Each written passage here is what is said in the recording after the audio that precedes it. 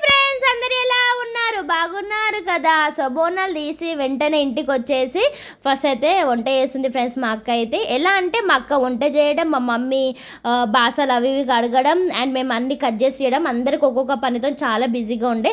So chicken mutton తెచ్చే లోపు బగారాన్నం ready అయిపోయింది, ఇప్పుడు చికెన్ ఫ్రై కూడా రెడీ అయిపోయింది అండ్ ఆ రోజు తలకాయ కూడా మంచిగా తలకాయ కూర కూడా వండుకున్నాము. సో ఇవ వంటలన్నీ ఫాస్ట్గా అయిపోయినాయి.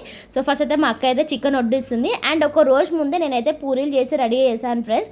సో పూరి చికెన్ అన్నీ అనమాట. బీర్ తాగే వాళ్ళకి బీర్, కళ్ళు తాగే వాళ్ళకి కళ్ళు, మజా తాగే వాళ్ళకి మజా, అవన్నీ.